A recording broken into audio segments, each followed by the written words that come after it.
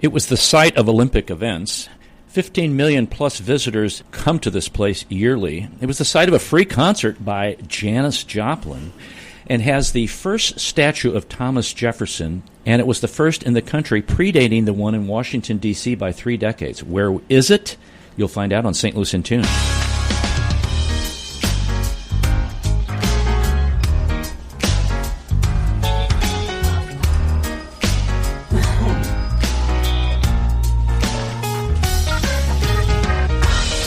Welcome to St. Louis in Tune, and thank you for joining us for fresh perspectives on issues and events with experts, community leaders, and everyday people who make a difference in shaping our society and world. I'm Arnold Stricker, along with co-host Mark Langston. Greetings to you, Mark. And salutations, yes. Oh, yes. All that kind of thing. All that kind of wonderful language like that. Good to be Improving with our you. vocabulary. Yes. We'll have vocabulary words later in the show, won't we? Yes, we will. Okay. Yes, we will. I like vocabulary words. Folks, we're glad that you joined us today. We want to thank our sponsor, Better Rate Mortgage, for their support of the show. You can listen to previous shows at stlintune.com, where you can follow us and even leave a review. And Mark, before we get to our thought to ponder, I wanted to mention some events that are coming up this weekend. And if you're listening to this show, you can catch this. It will be June the 20th. So it is the World Refugee Day celebration, and since we broadcast from the International Institute of St. Louis, they are having a Festival of Nations quasi-celebration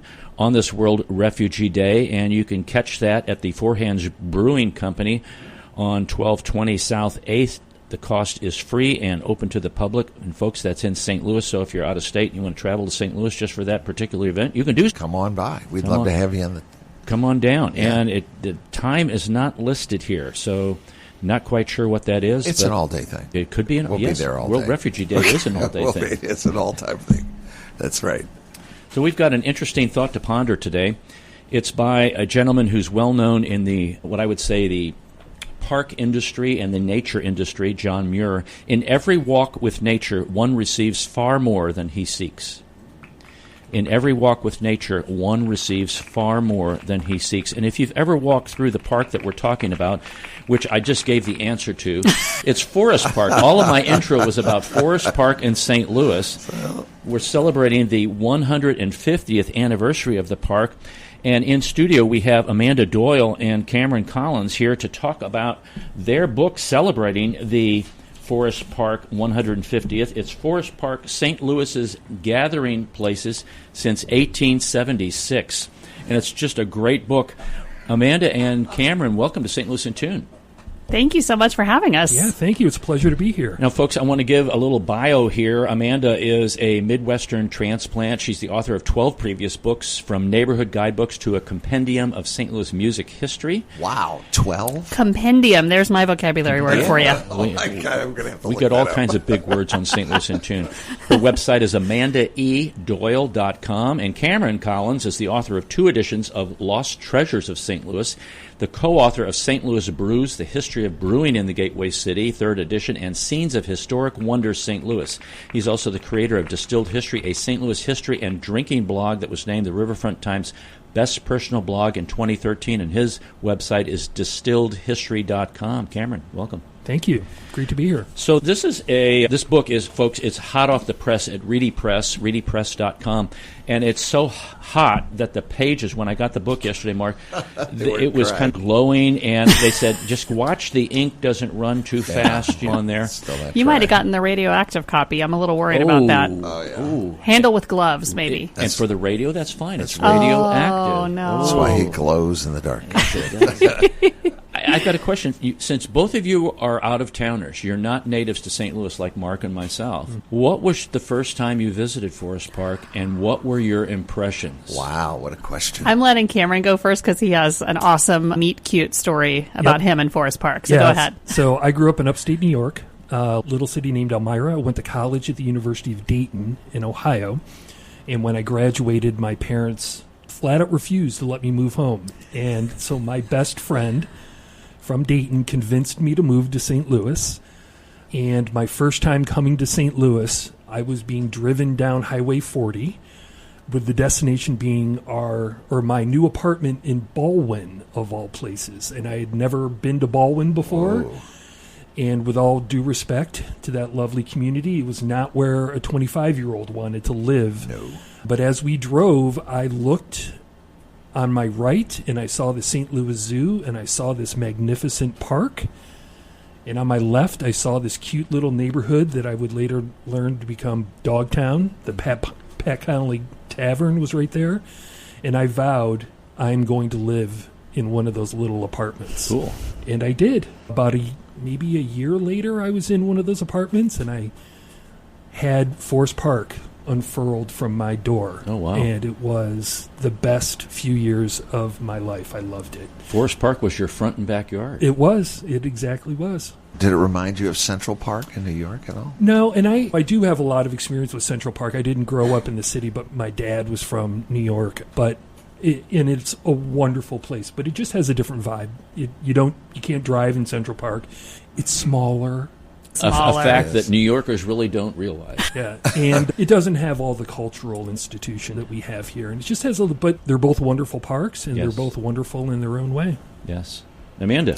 I'm trying to remember the first time. I feel like probably I came to the various institutions. I think I visited the zoo was the first thing that I ever, and that was when I was in college in Columbia. And it took me a while to, and I think maybe this is a common experience, it took me a while to see the rest of the park in between. I knew the zoo and I knew the art museum, the science center, Steinberg Rink, but seeing the interstitial part that is the park, all of that stuff, it took me a long time to appreciate that's really what's holding it all together. That's the common factor. I think it's kind of like executive function with your brain. When you get older, executive function kicks in. I think it's like, for me, and maybe for you, Mark, too, executive function of the park. And what you were mentioning, that you really don't appreciate it until you get older and you can see the vast opportunities and the richness that it can give. Yes, to the and all the community. connection in Yes. between things that you Yes. maybe thought of as separate before. Yeah. Definitely. So I'm going to jump right into it here. Big ahas for you guys. I was looking at this, and when I heard about the free concert by Janis Joplin, I was like, holy smokes. I don't remember that at all. I don't either. Oh, I'm sure no one who no. was even there remembers it. I mean, 1968. Somebody told them they were at that show. So the story is, and there's some video on YouTube, but it does not have audio. There's little snippets of it. But the story, as we've been able to find information, she had played a show the night before at Kiel, if I'm remembering that right. That's correct. And it didn't go as long as the fans wanted. I think she went on late. There was people were unsatisfied. And so the next day, she and her band pulled up at the World's Fair Pavilion. Word had spread amongst people that this might be going to happen, and they played just a flat-out free show at World's Fair Pavilion for all the long-hair hippies who hadn't had enough the night before, Right. which is incredible. That was Mark and myself. I had long hair. Yeah, you did. It's funny you say the World Fair Pavilion. I forgot they did free concerts there every Sunday or something. Yeah. Saturday or Sunday. There are some really great. There was some great great art. images of just out there. Great artists came. Forest Park Forever has a really good blog section on their website that's not super often updated, but really good in-depth stuff there. And they have a story about the Janis Joplin concert and then a bunch of pictures of other shows that happened. But yeah, we think Lou Fest and Evolution Fest are the first music we had in the park, but there was Casey had shows there. There was a Rush show in the park, all kinds of stuff like that. So that's pretty I do cool. remember that. Yeah, There you go. that. You got one in your pocket at I least. do. Cameron, what's a big aha in doing the research for this book? My favorite fact is, and probably my favorite fella, is Hiram Leffingwell. He was the guy that really had the vision for Yes. Forest Park. And if he would have gotten his way, the park would have been twice as big. He envisioned a 3,000-acre park instead of being, today, 1,371 acres. Yeah, WashU wouldn't be where it is. Wow. That'd be the park. That's a big park. That's Yeah. a big park. Yep. That's a really big I mean, it would have extended maybe to Big Bend, Oh, sure. going west. And also just that many people found it absurd, the idea of where they put the park. It was far away from the city center, in St. Louis in the 1870s, that everything was still pushed up against that river. And it was, I love the term, the ridiculous out of the way stretch of woods is where Forest Park was. And they discussed putting it in different places. But as Amanda tells the story, it turned into kind of a real estate deal. And there were people involved with names that we know today, like Forsyth and DeMunn and Skinker, who had land out there. But throughout all the discussions and legal battles and so forth, we ended up with 1371. And history was made. He got shut down the first time. He did. Talking about this park. And then, 20 years later? Or something like that? Yeah, it was 15 or 20 years for sure. Yep. It started in the 1850s. And then there was some dust-up about selling bonds for funding. Yeah, that went to court. We have a great photograph in the book. We have a mutual local historian friend who lent us this artifact that he has purchased that was a sheet of redeemable coupons. So you were purchasing a bond to kickstart the construction of the park, and then you were going to be able to turn in your coupons for $6 return every month or whatever. Kind of like S&H green stamp. That is exactly what I thought when I saw it. Set of knives. That was later deemed to be not the way it was going to happen. Yeah, the state legislature was involved with a lot of the creation of the park and how it was all going to go down. I love that park. I grew up off of Big Bend, right down Forsyth, so we spent a lot of time in that park as a kid. There's a waterfall right there by Skinker. We used to swim that. And we used to ice skate on the lagoons, and there's nothing like it. And I think people still do it today. And if you guys ice skate, I would tell you to try it when it gets really cold and you know that you're not going to fall through. But boy, it's fun. So how many kids in your family, Mark? Just 2. Okay, we did a talk for the Landmarks Association a couple weeks ago, and somebody in the audience was saying, when I was a kid, like we were there all the time, said, I was one of 11 kids, and there was so much free stuff to do in the park, and I was like, your mom was like, go find free things, 11 children thing. Sounds like the Hardricks in our neighborhood. They had 11 kids. Oh, could have been. It's Catholics. And Forest Park Forever has done some wonderful things, because on Art Hill, the golf course used to go right. There's a hole that went right through there. Still go to Art Hill when it snows. Oh, yeah. But not to play golf down there. No, we used to build fires and everything there, too, to stay warm.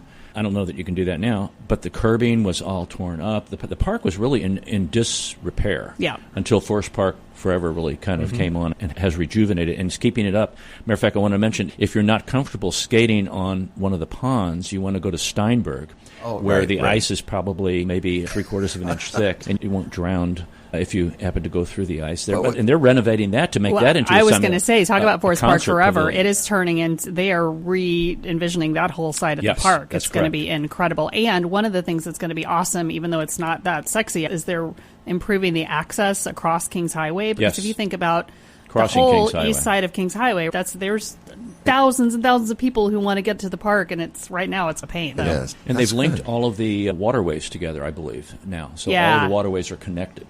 Yeah. See, when we used to ice skate, it was terrible. You'd go round and round, but when we get on those lagoons, you just go straight and go forever. Yeah. It's a little bumpy, but it's but fun. I highly recommend it. Put those skates on, Arnold. I want to see you skate. I have been. I learned to ice skate before I learned to roller skate. I never roller skate. Did you guys roller skate? Oh, yeah. Oh, yeah. I love to roller skate. Elmira, New York, Joey Crest Skating Rink. Mine was Skateland South. All right. Okay. Had those roller skates that you actually attach to your leather shoe. Oh, yeah. That's those are old. fancy. No, not them. They're younger than you are. They had the ones with the blades on them. No, I could never master that. No? Okay. No. I need some grounding. One plane of existence is not going to work. I need four things on the ground. Okay. Took an exit ramp there, Arnold. Sorry. No, you're fine. Okay. You're fine. So when did you start working on this book? Oh, gosh. What year is this? 2026. So 2024-ish, I feel like. That's when we started talking about it. That's what we did. A lot of talking. I do remember. How'd you guys get together on that, too? That's part of that. Keep going, Cam. Yeah, I remember bumping into Amanda in a Schnucks months and months ago, and I was like, hey, aren't we supposed to be writing a book? But what's great is Amanda and I have actually known each other for years. We both, of course, were in the stable of Reedy Press authors. And so I do remember the first time we met was at party. It was at the Royale, Yeah. which is our home base. That's where we did a lot of it's where we wrote most of the book, was in a bar. And What's your background, though? yeah.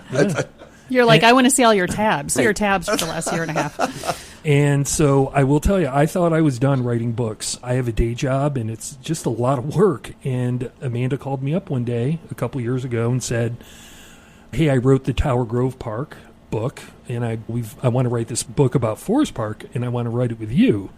And so I was like, only one person can bring me out of retirement, and that's Amanda Doyle. Yes. Yeah, and I'm just grateful because it's been so fun, and it's fun talking about Forest Park. Yeah. It's a great book. I just finally got hot off the presses and got a chance to look through it. It is great. It is. I just stopped and started reading. I go, wait, I don't have time to do that. Mm-hmm. But it's really a great book. And I've never heard of this, the Pageant and And Masks. Masks Yeah. of St. Louis. Stories. There are that was post World's Fair. Of course, a lot of people think of the World's Fair as that was the shining moment of not just the park, but of St. Louis. But it was St. Louis got a taste for large events in the park after that, for big public civic celebrations. And so this Pageant and Mask was a city-driven project to celebrate just the tiny thing, like everything we know about history from the beginning of time until today in 1914. And so there was a cast of 7,000 volunteers. There were hundreds of thousands of people who came to see it over the course of a couple of evenings. It's just the kind of thing that you almost wonder, could we pull something like this off now? But it was really an incredible moment for the park and for people's idea of what you would go to do in the park, that you could go to a huge event like this. It was a celebration of the 150th anniversary of the founding of St. Louis. Yep. Yeah. And they had people representing Greek mythological characters and native tribes and early explorers and all kinds of stuff. Are the Kennedy Woods still in Forest Park? Named after... Heck yeah. And okay. And so originally they were really just called, it was called the Wilderness. Of course, they didn't get Kennedy's name in Kennedy Forest until after his presidency. But actually, the Kennedy Woods is probably the closest part of the park today that looks like its original landscape. I'm amazed by it. If you walk into Kennedy Woods today, you can feel like you're in the woods. You're in the woods. Yeah, it's amazing. It was like that when we used to go through, but go ahead. But yeah, and that's something I love about the park so much, is you can go from that feeling of I'm in the wilderness and take a few steps and you're in front of the St. Louis Art Museum or playing handball or going to the planetarium. Yep. Whatever. It's all within that span of acreage, which is pretty cool. And I also want to mention, I love this period of St. Louis history in the latter half of the 1800s, where you had these people in St. Louis who were just convinced that St. Louis was the next great city of America. And you had people like Leffingwell saying, we need a park on scale with Central Park. We want that World's Fair. We want and we had guys like Logan Rivas saying they should move the capital to St. Louis. Because there was a big press to do that. There was actually a convention, but the eastern states simply said, we don't want that, so we're not going to show up. So the vote was lost. But they had plans to tear down like the White House and the Capitol and rebuild it on the grounds of Jefferson Barracks. And so there's so much St. Louis in Forest Park. This grand scheme plan, and you started even to mention as well, but it's still St. Louis. So the wheels are going to come off a little bit here and there, you know? This is Arnold Stricker with Mark Langston of St. Louis in Tune. We're talking about Forest Park, St. Louis's gathering place since 1876. It's a new book out by Reedy Press, and we have authors Amanda Doyle and Cameron Collins in studio.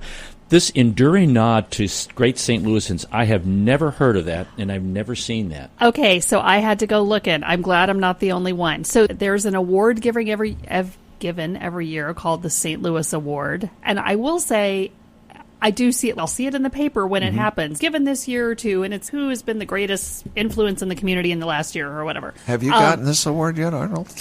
I know. I haven't gotten it. Clearly, we haven't. Okay. They've lost all of our numbers. Yes. But I read about it, and then I read that they don't give the individual, a plaque or whatever, but there is a permanent monument in the park that is the award for everyone. So I literally parked my car and went looking because I knew it was somewhere near the base of the World's Fair Pavilion Hill. Okay. And that's where it is. It's in a little grove of pine trees, and the statue itself, the sculpture, is called Pine, and it's this stylized, like, rusting Corten pine tree, abstract pine tree. Huh. But now that I've seen it, Arnold, I'll tell you this, I can't not see it once you know it's there. Right. So every time I'm driving, I'm like, oh, there it is. Yeah. But I've walked and driven and run by it 1,000 times and never knew it was there. That's the thing. You can drive through, and your eyes are catching different things. Walking or riding your bike is a whole nother thing. Yep. And it kind of gets you back to those places, kind of like the Turner Memorial, or you're going to see up by the Jewel Box, the ruins of the front of, what is it, one of the places? Van de Venter Place. Van de Venter Place. Unless you get out and, there's a plaque, and read that. Oh, there's plenty of You don't things in know. Forest Park that I'm sure most people don't have any idea are there. And maybe you just always go to the Muni, and that's all you do in the park. So you know that route, but you have never seen the things that are just around the History Museum. There are a bunch of plaques on the sidewalk called History Underfoot, and they're just little factoids about different things. And unless you were walking, you literally wouldn't see it. So there's quite a lot there. And how about one of my favorite things that you can only see while walking is the entrance to the River de Pere, which was routed underground in Forest Park. Where's that? It's off of walking the loop, kind of near the hatchery. Kind of near the fish. And you would never know it's there. It's literally just like a grate The fish hatchery. on the ground. I'll be. Yeah. There are plenty of people who have never seen the fish hatchery. It's terrifying. It doesn't look like something you'd want to go walking down, but that's how they get down there if they need to. I had no idea. Mm-hmm. Okay, so I'm going to have to, off air, I'm going to have to find that spot. I always thought that happened in University City. That was the kind of the entrance back in there, and then they went under Skinker and into the park. There could be another entrance. That's the one that's in the park that we know of. So, yeah. They're not advertising it, I'll tell you that. I don't think they want people exploring. We'll need to delete this this portion of please the show. eat this Why? podcast once it's... Oh, okay. You had mentioned the fair, the World's Fair. So I grew up really close, and we used to drive down Forest Park Expressway. Yeah. And do you remember the old concrete wall? Yeah. The old concrete wall? Yep. I miss it. And I just finally noticed how they rebuilt it. And they have little indentations where you used to be able to look through the wall. They had these long, but they filled those in. It's not the same to me. Without the little spy holes? Yeah, they were kind of like long. You couldn't get a body through it, but you could try. But you could look through and see what was going on with the World's Fair. And it was all along there, and I was talking to somebody about it, and they didn't even know, what do you mean there was a wall here? I said, they tried to replicate the wall. Yeah, it's not a very good job. No, they didn't. It wasn't, There's so much. That's one of the great things about the fair history in the park. There's so much lore and things people think happened and things that really did happen, and it's an unending source of conversation about. But the hot dog was that invented at the World's Fair? Was not. Wait, he's saying no. Ice cream. Cameron's saying no. We actually have a section in our presentation. If anybody's wanting to hear us talk about this, we actually have a myth-busting section. Ooh. Oh, come on, I Cameron. know. It's no fun, but the hot dog, it's possible that it gained popularity as a result of the fair, but it was not invented there. But we do have the waffle cone is true. That one's good. Yeah. And then the other big myth that we even at one of our presentations somebody pushed back on us is that the axle for the Ferris wheel is buried in the park somewhere. That is also false. But not according to one woman that I met 2 weeks ago. She's convinced that I'm wrong and she's right. And I was like, you know what? I wasn't there. So, I mean, could be. That's good. Let's see. Sorry, Arnold. Is she going to get her That's all right. metal detector out? I heard they put the whole Ferris wheel. They buried the whole thing, not just the axle, but the whole thing. I mean, that's what if you want to heard. talk about going off the rails, we're not going too far. But can I tell you, there is a whole conspiracy theory involving an ancient race of technologically advanced people called the Tartarians. I had heard something about this. Because that's in the book. Some people say, no, it's actually not too much. I think I might have said the word, but I was scared to go to. I don't want to bring out the Tartarians against me. But yeah, there's a theory that all of these buildings of the World's Fair were there because they were created by these ancient people and they've been there, and it's a whole that's a YouTube hole you don't want to go down. Do that in a private browser. Call home. We may need to mention that in one of our events, though. We might need to. I'm scared. We have an event coming up at the Royale, stuff that didn't make the book. Yeah. Ooh. And maybe that needs to go. That'll be later in July. wow. Yeah. Yep. Can you give us a teaser? Oh, sure. Give us something that didn't make the book? Yeah. So in the 70s, it's been a while since I've researched this, so let's keep the dates broad. In the 70s, there was a band of roving stray dogs that got into the St. Louis Zoo. And they were going in at night and attacking zoo animals like antelopes, little things they could get to. And they acquired this legendary status. And the lead dog was allegedly a pure white dog that they called the White Ghost. And St. Louis started watching what was going on with this. And the police department was called in to come and help. And apparently were just firing shots into the zoo to hope they hit a dog. Oh, there you go. And actually accidentally shot a zebra. Oh, my gosh. It's terrible. And the dogs, I guess, eventually went away, but people were writing in letters to the editor saying, if the White Ghost is captured, I'll adopt him. Like, St. Louis, of course, supported the dog. They were like, these poor animals. Sympathy. Yeah, so that'll be in the Forest Park After Dark kind of. So does that mean there's a volume 2? I'm sorry. Of this book? Yeah, it will have to print it as like a pulp magazine, maybe. That kind of. With the White Ghost on the front. Totally. I don't know if that's going to merit the hardcover book treatment. That might be more of a one-off kind of thing. But yeah. Cameron, what's your that you can reveal? I still like the handball. Oh, yeah. And Amanda, you actually did research on this as well. All the sports and so forth in the park. But I guess like that handball court over there by the visitor center has been the site of some testy competitions, I guess we can say. And wasn't there a fella that... There was a murder. Yeah, there was a guy who was, I feel like this was the I feel like the 70s was really when this was going on. Late 70s. And he was called King Julio. His name was Julio something. He called himself King Julio. But he was like shot when he was leaving the court. And it was unrelated to that, but his main rival in handball that everyone knew, like, then had to stand up and be like, it wasn't me, but I am the best handball player now, that kind of thing. So, That's one way to win. Whoa. if I had done it. Oh, my. Yeah. So, yeah. Lots of crazy stuff. It's a big park. It is a big So park. what's on the agenda for, I know we've got, matter of fact, folks, on the agenda for them, they are going to be traveling all over the place, speaking and talking about the book. I want to give you some dates and some times and locations. June the 20th from noon to 2 p.m. at Barnes & Noble in Ladue. June the 22nd from 1 to 2 p.m. at the Clarendale Clayton. That's free and open to the public.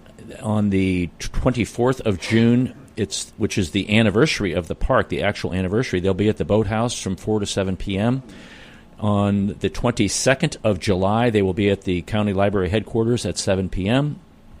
And September 20th from 2 to 3:30 p.m. at the Kirkwood Public Library. And I'll put those on the podcast page so you can check those out. Also, where can they check out other dates and times and locations that may occur? I haven't done it yet, but I will put them on my website. I know that for sure. And which is? distilledhistory.com. Okay. And then we've got an Instagram page for the book at Forest Park 150, where we're trying really hard to keep it updated, not only with events, but just fun park facts and things that we discovered while writing the book. And also we'll be putting up some of the historical images that either are in the book or just couldn't fit in the book because there are so many incredible historical photos of the park and things in the park. Now, let people know, you both have written tons of books. Let people know this is a real simple kind of deal, right? Yes. What do you mean? Say more. It's something that I can go and I can Google this stuff and I just put it in, throw it into AI and it spits it out for me, and I've got myself a book. Yeah, and I you can put that on Amazon and ebook it, and I can make lots of money. I think you could do that, but I think doesn't our publisher have an AI checker? Indeed they do. And also I was with you till the make lots of money part. You could probably sell a lot of books. I don't know if you could make a lot of money. It's expensive to print books, but no, this is the thing. In the book, actually, we have an entire bibliography of all the sources that we consulted. To really have a picture of the whole park and not just what happened in the last 150 years. You could Google that. But I think what we bring to it and why we work so well together is the context of it. What does this mean? What does this thing that happened in the park have to do with the rest of St. Louis, and how the city has changed, and what has happened in this city in relation to the country, everything, all that context, and just connecting those dots is really, I hope, what we managed to do in the book. Because you spend a lot of time, Missouri History Museum, other museums, newspaper archives, Yep. State Historical Society, people's stories. A good friend of mine gave me 2 milk crates. Her dad worked for many years. He was a union guy in North County, and the unions used to have their own, not only headquarters buildings, but libraries of materials related to whatever. So electrical workers would have different things. So he had a whole collection of just St. Louis history books that he had accumulated over the years. And she brought me these 2 milk crates from her mom's basement and said, there may be some stuff in here you can use. There was stuff in there I have never seen in any other library that were just there. Wow. So just people offering their stories and their photographs and their family picnic pictures and things like that. Volume are really 3. That's volume 3. You got us working. The front of the book. Yeah. That is that in front of the Muni?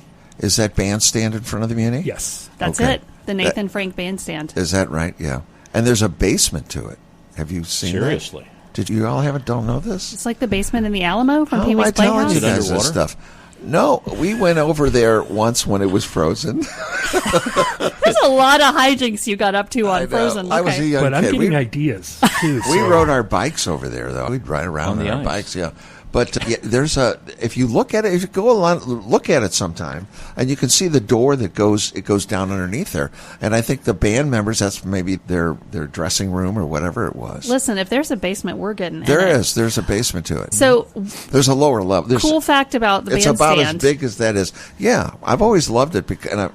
And once you go over and you see it, you want to go back. Now I want to go in the basement. And I There was a wanna- pavilion there before. When the park was built, there was always a music pavilion there, but it looked very different and had an onion dome looking kind of thing. Okay. And it burned down not too long after Okay. the park opened, or not too long after the fair. Actually, it was there during the fair. People took pictures. But it's called the Nathan Frank Bandstand Didn't because know that. I never knew Nathan that. Frank was a congressman from St. Louis. He was actually the first Jewish elected official in the state of Missouri, I think, definitely in the city. Wow. And he donated money to refurbish the bandstand, and that was the first private money donation to the park in history. It was always So, like that with the moat around it. I guess they take Yeah, the band although- members over by boat. they used to have. I've seen before when they have like a don't- walkway out there. So Did I don't know they? if that's for Okay. maintenance or. Let's float over in the timpani. I know.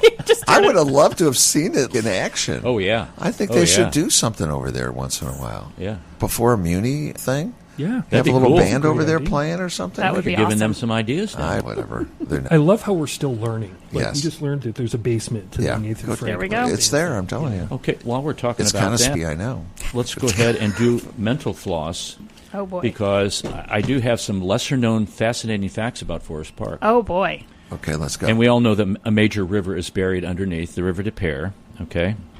But did you know that the park contains salvage hotel ruins?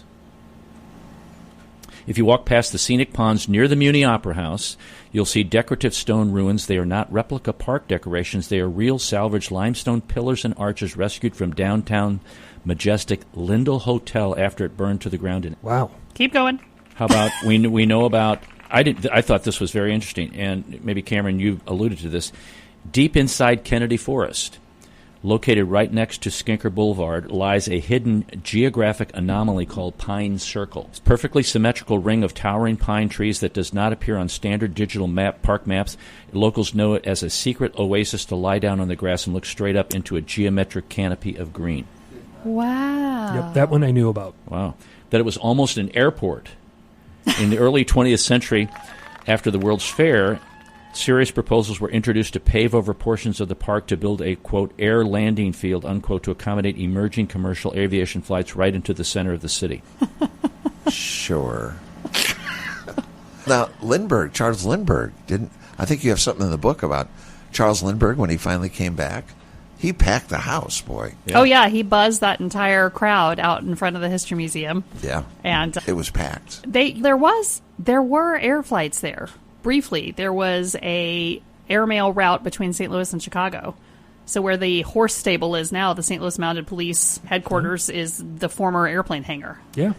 And Lindbergh flew that route for a while. Looks like an airplane hangar. Who knew? Did you know any of this? I knew they had done some really short takeoffs, and that's where the equestrian place is. Exactly. Yep. Yeah. That's what she said. Yeah. I was reading this thing right here, that the World's Fair actually ruined the actual quote-unquote forest. They chopped down gazillion trees to make room for the World's Fair and drain its natural wetlands, and it took decades to bring the quote-unquote forest back to Forest Park. Yep. And speaking of the trees, what a terrible that tornado. The tornado. Driving down Lindell, and it's wow. It just is different. Yeah. It's looks completely so different. It is. It's wow. It's tremendously different. I don't know if you've noticed it. or Yeah, not. they've done a good job of putting some really tall replacements in, too. They're Yeah. not starting with the little saplings. Yeah, they're they going like 10, 12, 14 feet. Yeah, they went looking for ones that were Right. already kind of well established, Yeah. so they could get it back as quickly as possible. I never noticed really how much those trees really. Until they were gone, and you thought, why is it so bright? Yeah. Where's and the why can I shade? see so far? I know. Why is that golf ball this way? I want to take a quick break and come back, and I have one final question for our guest. This is Arnold Stricker with Mark Langford of St. Louis in Tune. We'll be right back.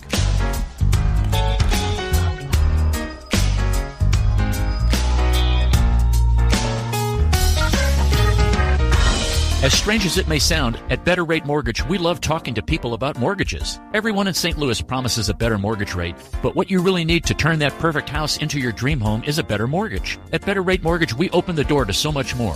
So where are you in the home buying process? Researching? Maybe wondering how much you can afford? House hunting? Get a pre-approval from Better Rate Mortgage. Ready to buy. Our team is ready to make your mortgage process fast and easy.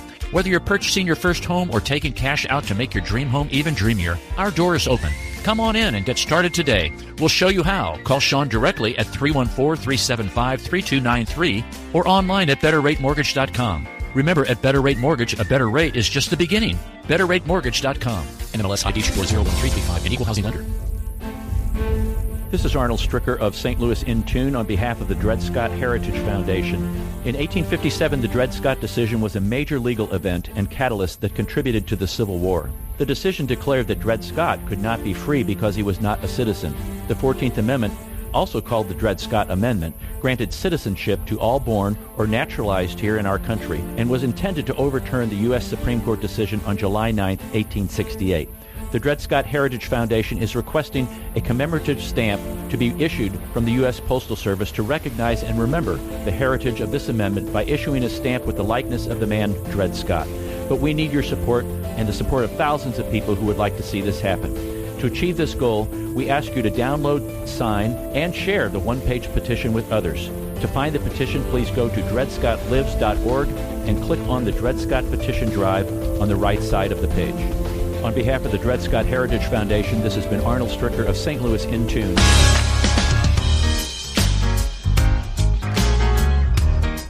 Welcome back to St. Louis in Tune. We're talking about Forest Park, St. Louis's gathering place since 1876. This is the 150th anniversary of Forest Park, the greatest park in the United States. Yeah. I should say the greatest urban park in the United States. And we're talking to Amanda Doyle and Cameron Collins about this book. You can get it at Reedy Press, folks. Check the podcast page for sites and times and dates where they will be talking about the book, and you can get an autographed copy and listen to what they're going to say. Last question here. There are 7 chapters here. How did you divide up? And each chapter has, at least 10 sub-areas. How did you divide up what you were doing here? Did you say, okay, we're going to draw straws on this? Or Cameron, you were like, I like the early part of the park. And Amanda, you were like, I like the last part of the park. How did you go about doing that? You hit the nail on the head there. The early years are very Cameron heavy because I love that old history. And the newer years are really Amanda heavy because Amanda had an in with Forest Park Forever. But also there are funny things where, and she ribs me about this, I have never sledded on Art Hill. Really? Yeah. What? Ridiculous. What's wrong with You him? lived over in Dogtown. I know, but I grew up in upstate New York in the Finger No Lakes. kidding. And I looked at Art Hill and I was like, that's not a hill. You know? Yeah. So It is in St. Louis. Rude. So there were topics where I was like, Amanda, you take sledding because I've never done that. You take ice skating because I'm not a fan.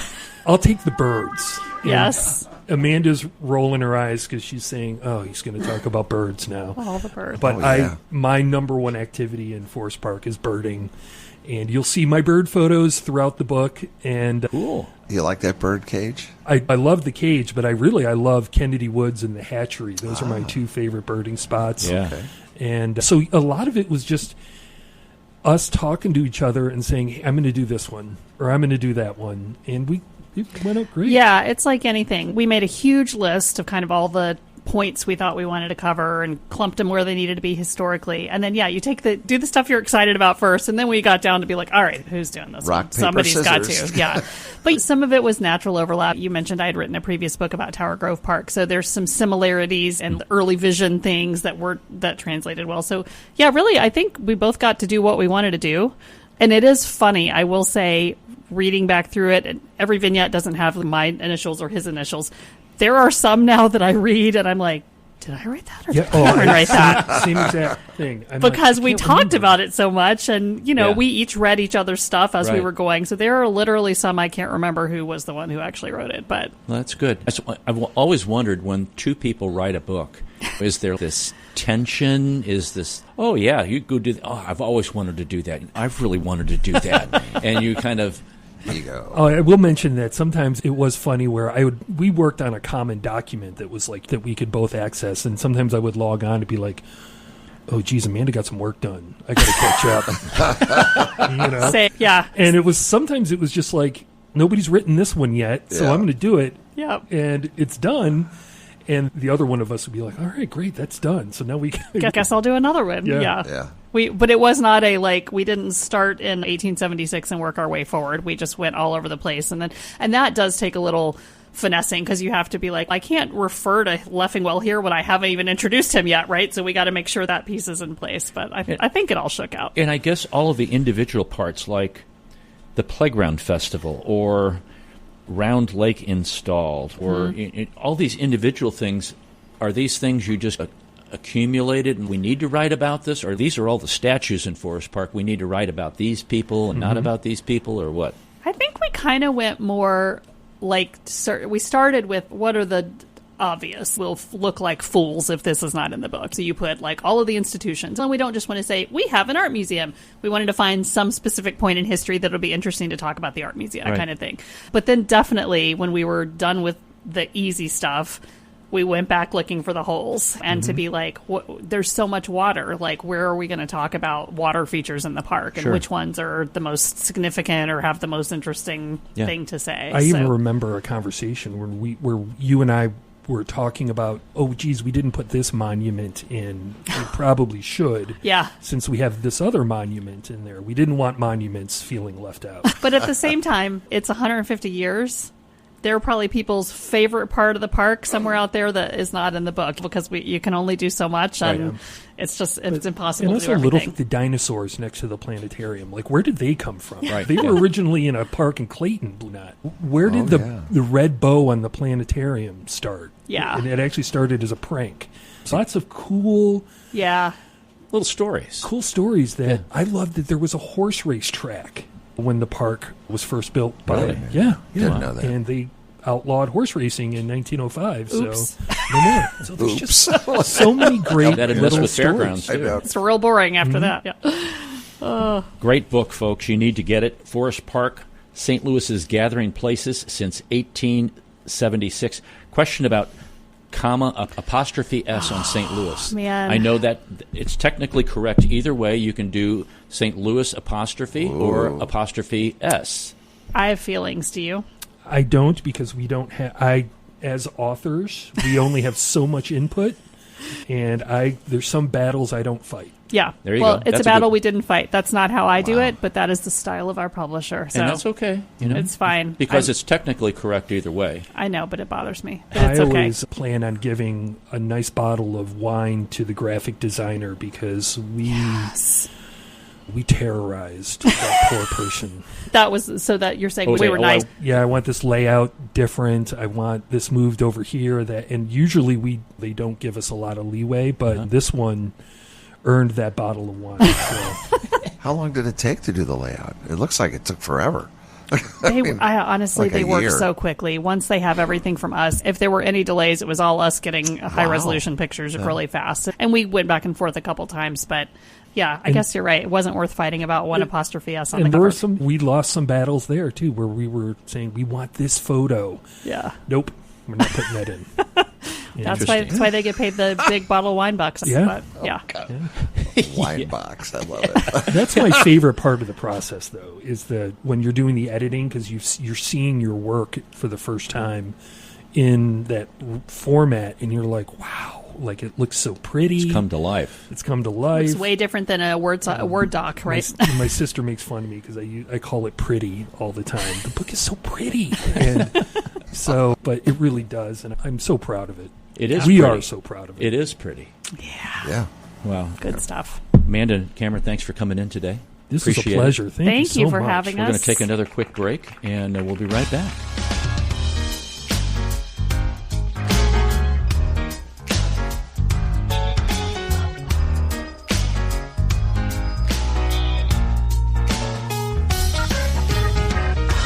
As strange as it may sound, at Better Rate Mortgage, we love talking to people about mortgages. Everyone in St. Louis promises a better mortgage rate, but what you really need to turn that perfect house into your dream home is a better mortgage. At Better Rate Mortgage, we open the door to so much more. So where are you in the home buying process? Researching? Maybe wondering how much you can afford? House hunting? Get a pre-approval from Better Rate Mortgage. Ready to buy. Our team is ready to make your mortgage process fast and easy. Whether you're purchasing your first home or taking cash out to make your dream home even dreamier, our door is open. Come on in and get started today. We'll show you how. Call Sean directly at 314-375-3293 or online at betterratemortgage.com. Remember, at Better Rate Mortgage, a better rate is just the beginning. betterratemortgage.com. NMLS ID 01335, an equal housing lender. The United States has a strong tradition of welcoming newcomers and refugees. The Welcome Corps is a new service opportunity for Americans inspired to welcome those seeking freedom and safety and in turn help strengthen their own communities. Welcome Corps is a public-private partnership that is inspired by what Americans represent to so many around the world, a beacon of hope and refuge. All it takes is a helping hand. Are you ready to learn more? Contact the International Institute of St. Louis at info@iistl.org or call 314-773-9090. That's info@iistl.org or call 314-773-9090.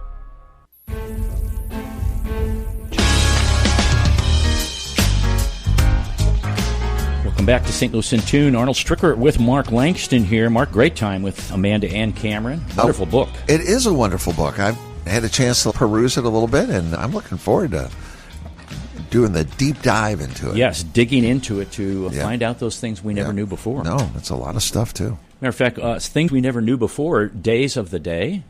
Oh, I've got a couple. It's National Fudge Day. Oh, fudge. Oh, fudge, I know. Wait a minute. I lost my day. Hold on a second. It is, here we go. It's Beer Day in Britain. Of course, they drink a lot of beer there. It's every day for them there in the pubs. Clean Your Vents Day. Do you ever clean your vents? No. Ooh, I know. We do, and it's a really scary thing to do. National Bug Busting Day. Killed a bug in the house today. Yeah. Sacred Heart Day. Sneak a Kiss Day. Let's see. World Elderly Abuse Awareness Day. Okay. I know. It's a good one. Yeah. Let's see. Learning Disabilities Week. National Men's Health Week. Okay. I could use more of that. A Universal Father's Week with Father's Day coming up. Okay, yeah. The Forgotten Parent. You know that commercial where just for mom? Yeah. I added a tag to that. Too bad for dad. Too bad for Dad. It is. I know. We do get the short end of the stick, don't we? Yeah. Just for mom. We got it worked out for her. Oh, too bad, Dad. Okay. Global Wind Day. That doesn't say what kind of wind, but the wind? Wind, W-I-N, like breaking wind. Yeah. I don't know if it's the same thing, Wow. but that's one of the days that it is. Wow. Just a couple more here. I said National Fudge Day, Youth Day. How about that? Bunker Hill Day. I need to research Bunker Hill. Boston. And then Boston. If your name is Gerald, it's your day, Gerald Day. I've never seen a Mark's Day or an Arnold Day. No, that's the deal. I haven't seen an Amanda Day. I haven't seen crazy. Cameron Day. Okay, that's what I got. There comes an age, Mark, where you don't care how you look in photos anymore. You just want to look good in MRIs, ultrasounds, and CT scans. That's right. Let's see. 2 nuns were stuck in a Brooklyn traffic jam when a car of rowdy teenagers pulled up shouting profanities at them. Shocked, Mother Margaret turned to Sister Teresa and said, "They have no respect. Lower your window and show them your cross." Sister Teresa nodded, rolled down the window, and yelled with a fierce New York accent, "Hey, shut your mouths, you punks. Keep acting up and I'll drag you out and beat you. You want a piece of me?" The terrified teens froze. Sister Teresa rolled up the window and asked innocently, "Did that sound cross enough?" Wow. So this is a sign in a pharmacy that said, for the employees, customer service is priority number 1. And it dealt with people who are robbing the establishment. If a robber does enter the pharmacy either through the door or by jumping the counter, do not physically engage with them. Allow them to take what they want. Another bullet point was, if the robber asks for a drug that we do not carry or out of, offer an alternative. Wow. A man was injured yesterday playing hide and seek. He is currently in ICU. Unbelievable, isn't it? And this is another sign. Be advised, the hands that remove the gum and cigarette butts from the urinal are the same hands that serve your drinks. Please dispose of them in the trash. Oh, yeah. Why did you mention... Oh. I hope they read the sign. Please wash your hands. Employees. Okay. And another sign, due to the nature of outdoors and outdoor seating, there may be presence of insects. We are not responsible for their flight and landing patterns, therefore we cannot be held accountable if they happen to land on your food, plate, or drink. Please ask to speak to the bug, not management or wait staff, if this happens to you. Wow. You have to do these things because people... Yes, I didn't know that was going to happen like that. I don't know that bugs land on food. What's going on here? Goodness. Folks, that's all for this hour. Thanks for listening. If you've enjoyed this episode, you can listen to additional shows at stlandtune.com, where you can follow us and leave a review. I want to thank Bob Berthasell for our theme music, our sponsor, Better Rate Mortgage, our guests, Amanda Doyle and Cameron Collins, and co-host Mark Langston. And we thank you for being a part of our community of curious minds. St. Louis In Tune is a production of Motif Media Group and the U.S. Radio Network. Remember to keep seeking, keep learning, walk worthy, and let your light shine. For St. Louis In Tune, I'm Arnold Stricker.